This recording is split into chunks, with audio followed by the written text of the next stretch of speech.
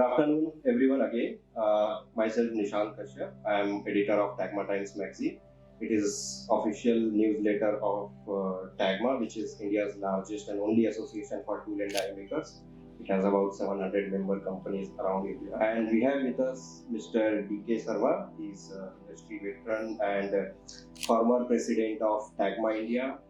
He is also former EVP and business head of Godrej Tooling, which is India's one of the largest tooling company. Currently, Mr. Sharma holds is on the board of studies at TIS, which is Tata Center of Excellence, and then he's also member of Alucas, GDC Tech, ADTS Japan, and VLFN faculty. If you have to add anything, sir, you can just add. Oh, thanks so much, Nishant. You've been so kind. I'm very pleased to see the youngsters over here, and some of them are eating outside. I think they can be pulled in because my passion is to address youngsters and share my journey with them. So I'm very happy. I think to be here, and the only thing I can say is I'm a little different than most of you, because I joined this company, only one company, as a graduate engineer trainee, made my career, grew the company with myself, and then superannuated.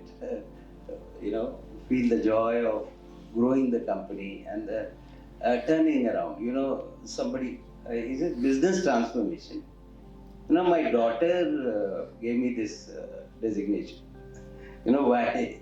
She's seen my success story, because I got an opportunity to head the captive tool room, and we thought that we have got so precious resources available at our beck and call. So why remain, captive? We can do much more.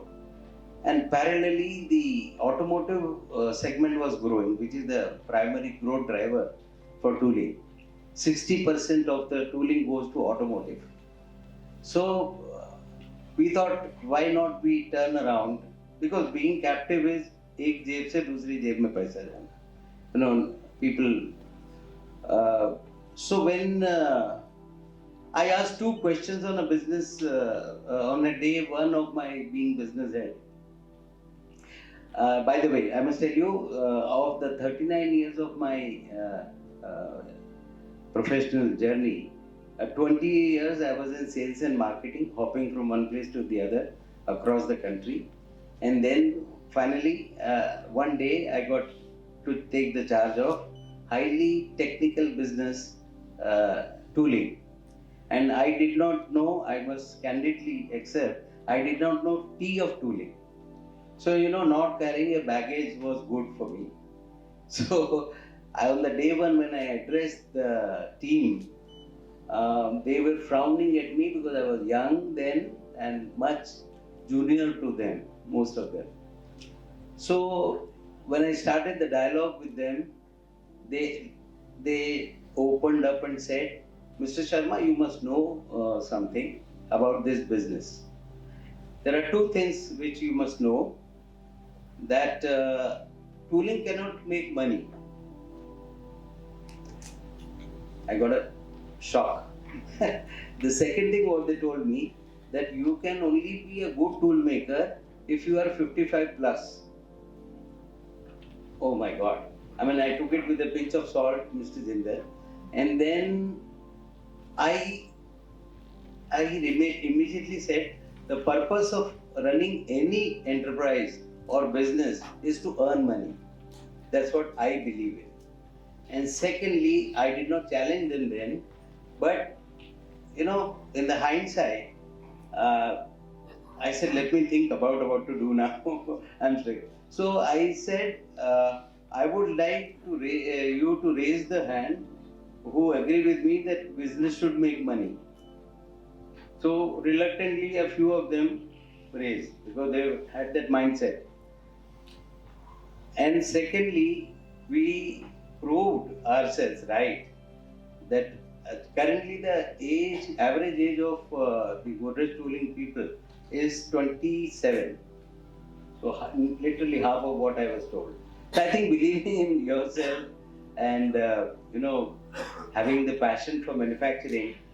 And today, see, the challenge over here is it's a skill intensive, knowledge intensive, and capital intensive business, tooling. Now, how do we bring youth into manufacturing first, as well as into tooling, which is a very, in my definition, for tool makers, it is not a profession, it is a religion. Because only passionate and innovative people go into this profession. So that's the summary, short summary of my journey. If you have to start your questions, please go ahead. No, thanks for the summary, and you have also set the context for the whole discussion also. So, in the morning, as we heard Mr. Rajiv Gandhi saying a lot of things about happening in the automotive industry, he said that currently the Indian automotive industry is fourth largest market in the world, and it will become third in 2026. It is also exporting now, which is like year on year, it is growing about 43% in the exports. But one thing struck with me was that he said that the whole ecosystem, if the whole ecosystem, start collaborating in more efficient way and work very closely, it is going to create immense, opportunities. And one of the unsung, segment of this ecosystem is tool making, where you're talking about, highly passionate people. And this tool, nothing can be made out of without tooling. Of course, 3D printing people can, contradict with this, but yeah. So with the shift happening in the automotive industry, as you said that 60% of tool makers are kind of dependent on the automotive industry, and we see that the shift happening like EV, lightweighting, giga casting. There are so many things happening, and the localization is creating opportunity. What kind of changes it is going to bring to the tooling industry, and what exactly they need to do to cater to this demand? Yeah. So since you mentioned Mr. Rajiv Gandhi, who was here and he has just left,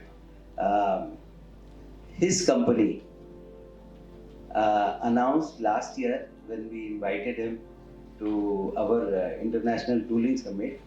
He was very pleased to announce that, Mr. Sharma, we have been able to localize 90% of our tooling in India.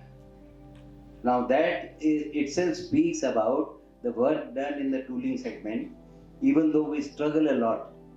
But talking about the positive side of it, I mean, the largest car maker, if we have been able to support 90%, and we just heard Nandakumar, the tier 1, Toyota, talking about localization to the extent of 95%, 100%. So I'm very, very happy to say that, it is the trust what we have developed, or the confidence which we have inculcated in our customers, that we have a lot of struggle, challenges, but I think opportunities are huge. It's the forecast made for automotive is around 8 to 9% growth CAGR. So we piggyback on them, and it should be in sync with that. So growth opportunities are huge. However, the challenges remain how to scale up this because of the nature of business. Let me also tell you that 90% of the tool makers fall in MSME range. 90%. You don't find a $1 billion tool room in India. Very few tool rooms on earth. I think across the world also. And across the world also. So because it's very highly skillful job, at the end of the tool making, eventually machines don't work. It is the hand skills, at the prove out stage, which make it happen. So opportunities are huge. Added to that, EV brings a new segment for us. Huge opportunities. Working with the new materials, working with new processes, how to deal with the new material, with the processes, and apply their mind. I did a short survey during the recently held Dan Mold exhibition about 2 weeks back, Yeah. and also made a few phone calls to my friends in the OEM, including Maruti Suzuki, because Hyundai and Maruti put together take 65% of the cake. So it is worth having their perspective. So talking about the numbers, this industry has grown about 8% in the last few years, and mostly commercial tool rooms, while captive tool rooms have remained stagnant.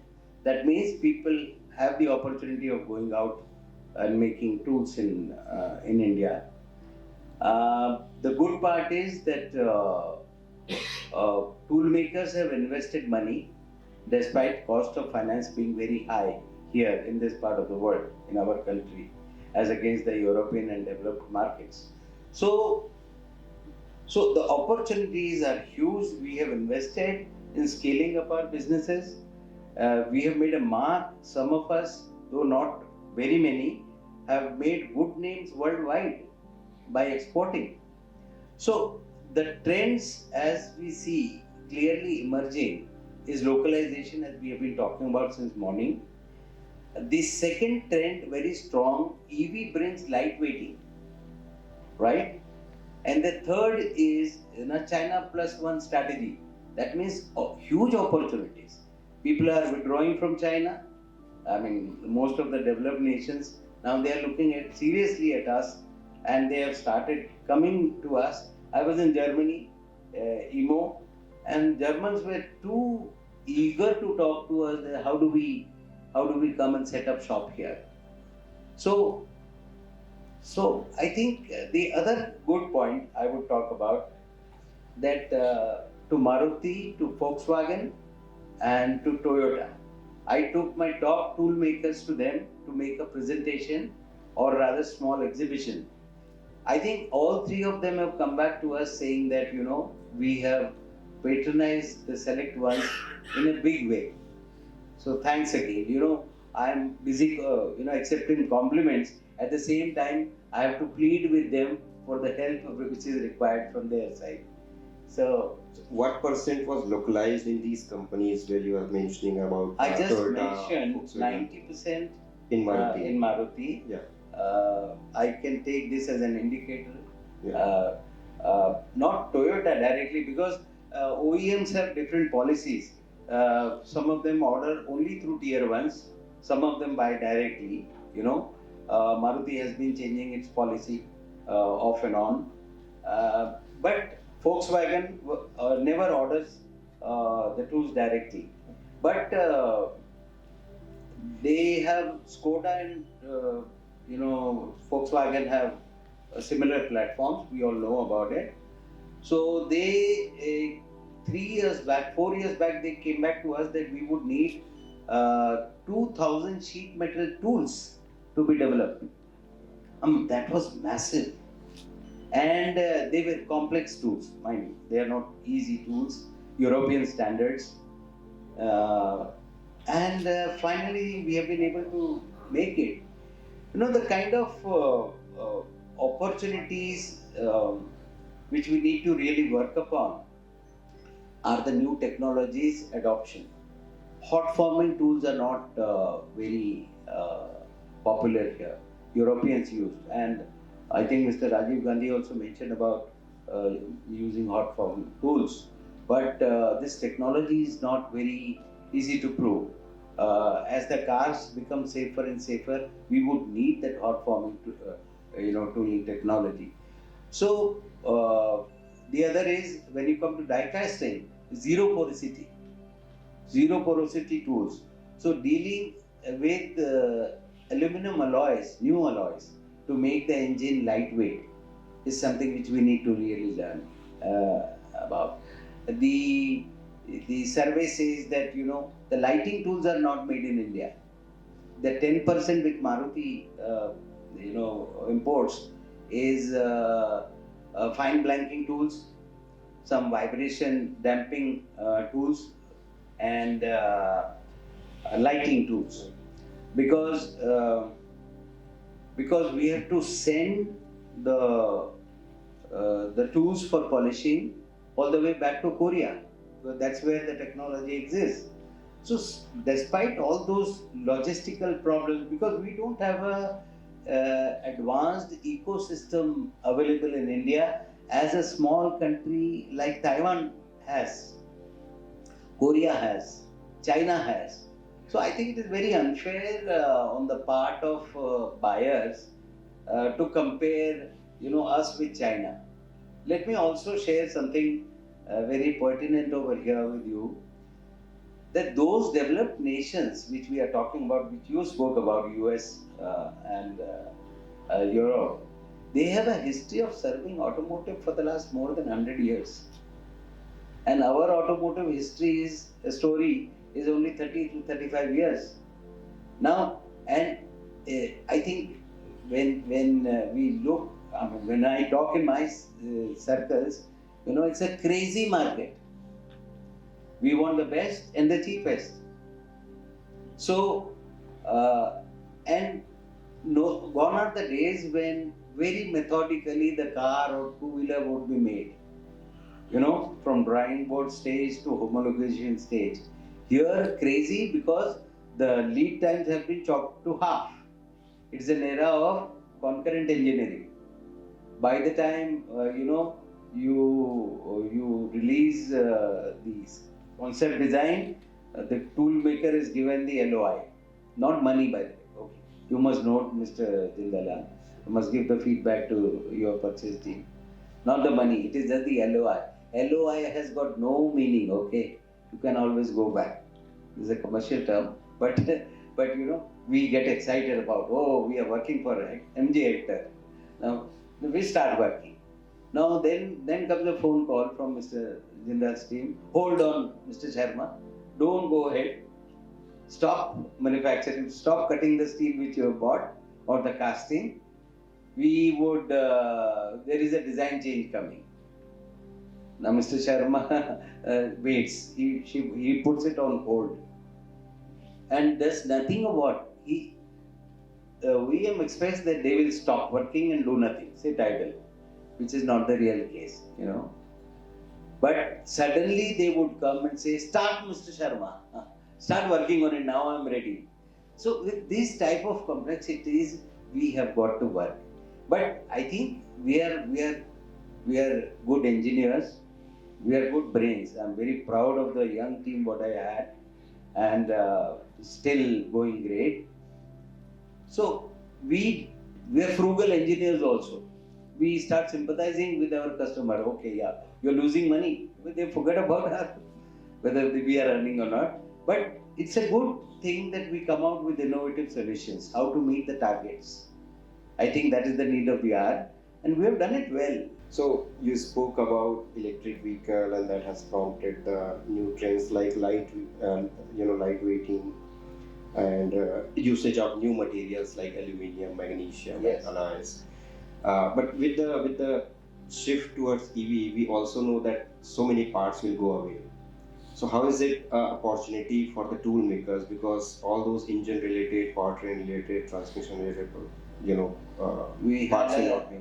We had a couple of speakers talking about it. Mr. Jindal is here, he spoke about a lot. Let me give you my assessment. The ICE is not going to go away so soon. Okay. Somebody spoke about mindset. Even though we see huge benefit in patronizing EVs, we have a mindset.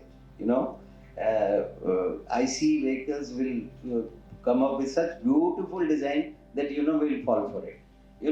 So Maruti's success story, I'm talking in his absence, has been coming with so many platforms, tweaking with the body, tweaking with the style. And typical Indian buyer, how do we buy our car? We don't buy it alone. We take the family. We consult the family. What my son says, oh, Papa, let's go for this car. My wife says, no. The whole family has a say in buying the car. It's very price collection for all of us, whatever strata, economic strata we belong to. So they have so I think that psychology of the Indian buyer has been caught up very well by the OEMs. Stylish, what appeals to them.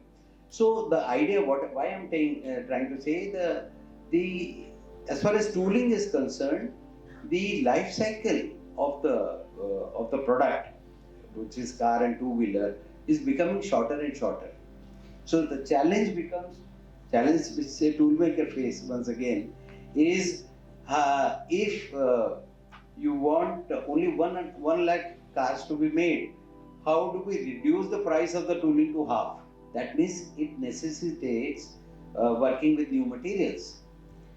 The survey of mine with my friends quickly, which was done yesterday over phone call, I said, Mr. Sharma, the we have got expertise in sheet metal simulation, die casting simulation, and plastic simulation also. But dealing with composites and the new material is yet to, take off. So we, as I mentioned, 95% of tool makers are family run and MSMEs. It becomes very very difficult for us to invest in the R&D. Our own money doesn't get paid in time, so what to talk of investing?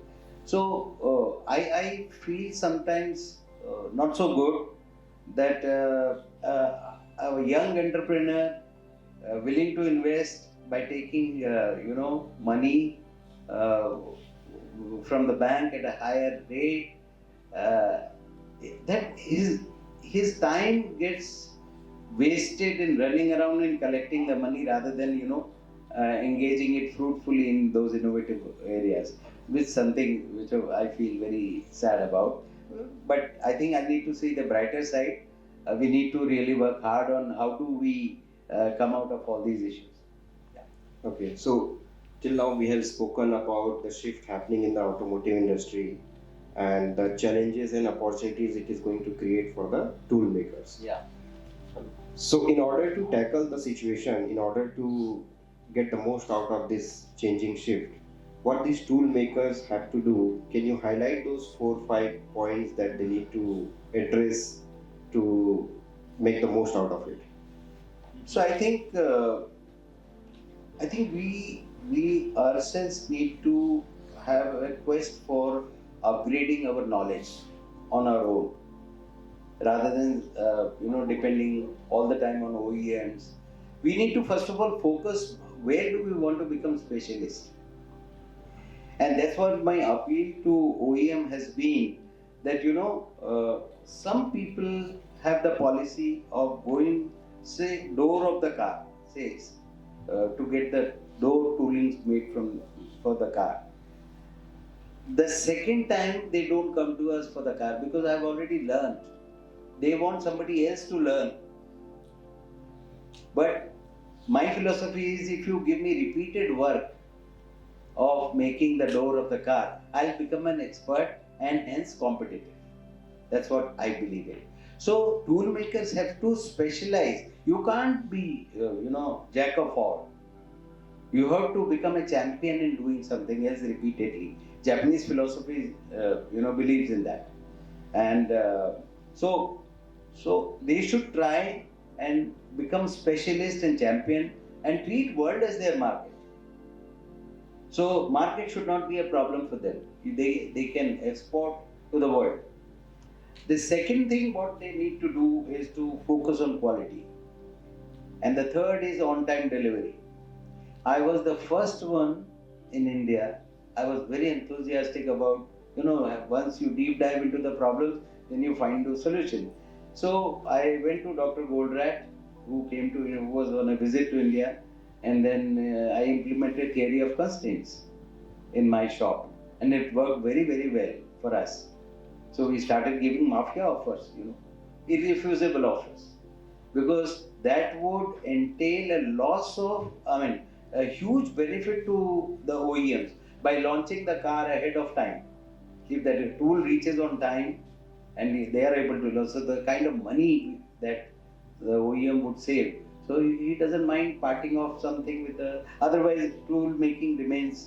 It's a very high risk affair. Anything going wrong, it's always like walking on a very tight rope.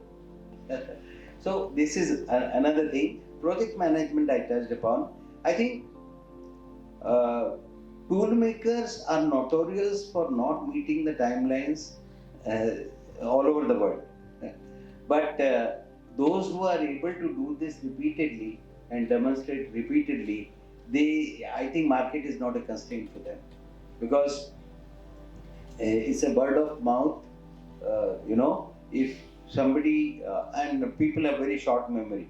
If you have delayed the last project of OEM, they say no, don't go to this particular tool shop.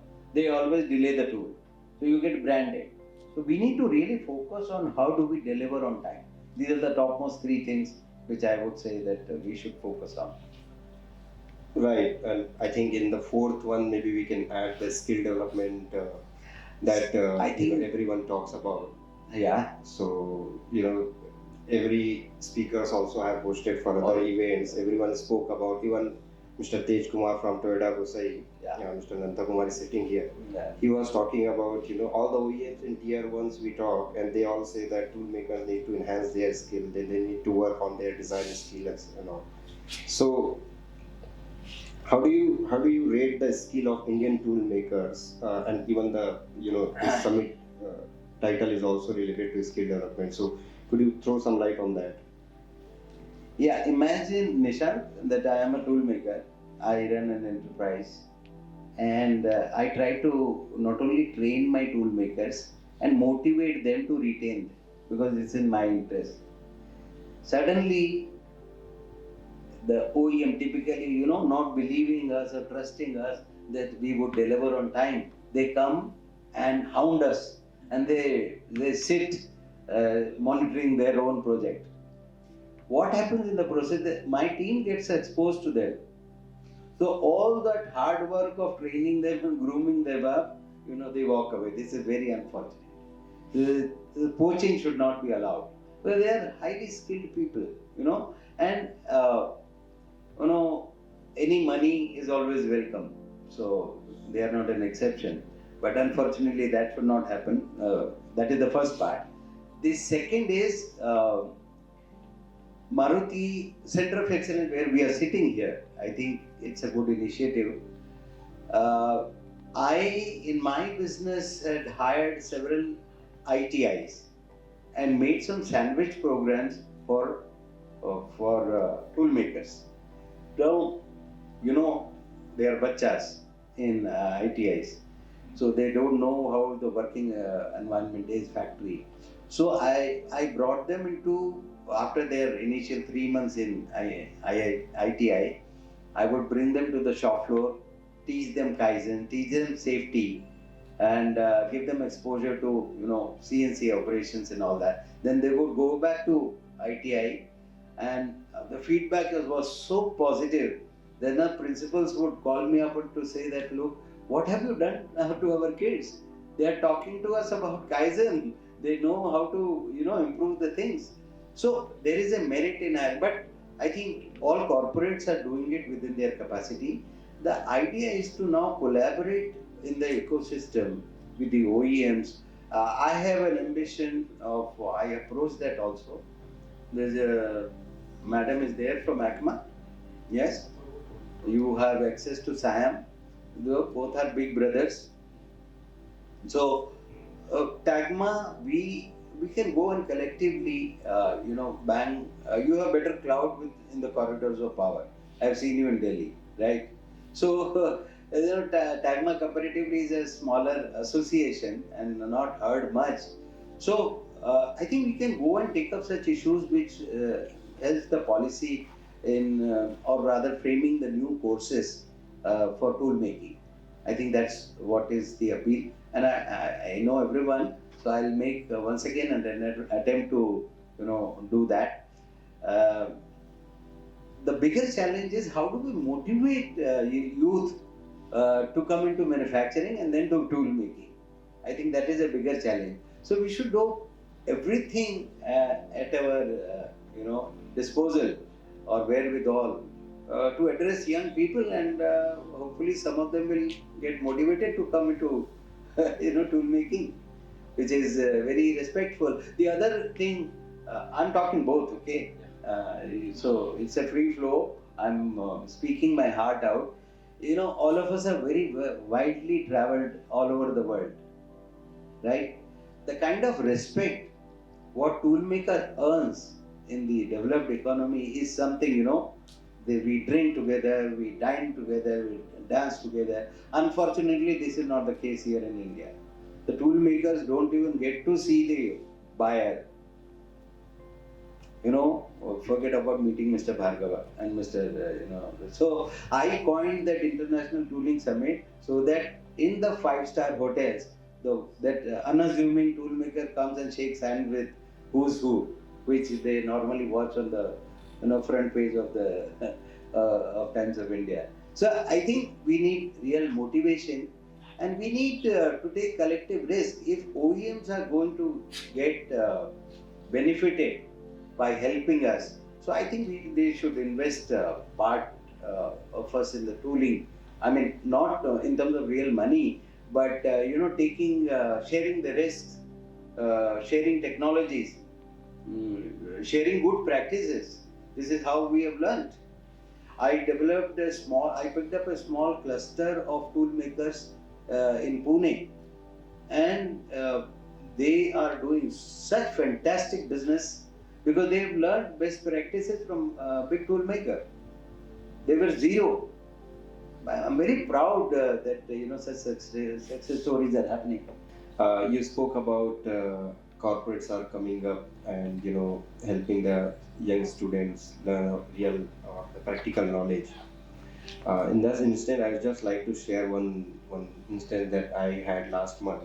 I was in Switzerland and visiting few factories, and one of the company I visited, Regofix, they make clamping systems. So they took me to the entire factory, all divisions, all departments, and in the last they took me to one small room, this size maybe, big room, right, we can say, where we had only 18 to 21 age group guys working on. Some of them were working on a manual machine, someone on high-tech CNC machines, softwares, quality control, and everything. So they told me that this is the department where we teach young engineers. They spend like 2 years, 3 years here. And then after 3 years, when they are in 21, 22 at age, they can actually decide what they want to do. And then I thought that they must be doing it only like a CSR or, out of compulsion. But they told me that whatever these guys are doing are actually making the product that we sell. So it's like a mini factory within that large factory, overlooked by two supervisors there. So it talks about the kind of industry academia partnership we have in some of the developed market like Europe, Germany, Korea, and all. So do you think we are still there in terms of industry academia partnership in India? And if we are not, what we need to do in order to enhance this activity in India? Nishant, there is a huge gap as for me. Though we speak a lot about in industry academia partnership, but on the ground it doesn't really happen as far as tool making is concerned.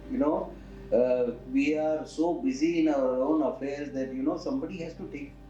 We need to produce leaders to be able to take up that cause, and we should earmark people who should have this focused assignment of working along with the academia.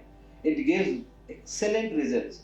I remember a time when my 5-axis broke down, and I rushed to IIT Powai, and Professor Karnakaran was too happy to lend that machine. I took my operator also to get my job completed on time. So this is just a small example, but there is a huge scope of we all collectively coming together and devising courses. Aachen University comes to my mind, Mr. Jindal. They have such focused, courses for tool making. I mean, this is the ultimate. I would like them to collaborate with us and come here in India to teach us, because reinventing everything is not possible. So there is a huge scope to answer your question.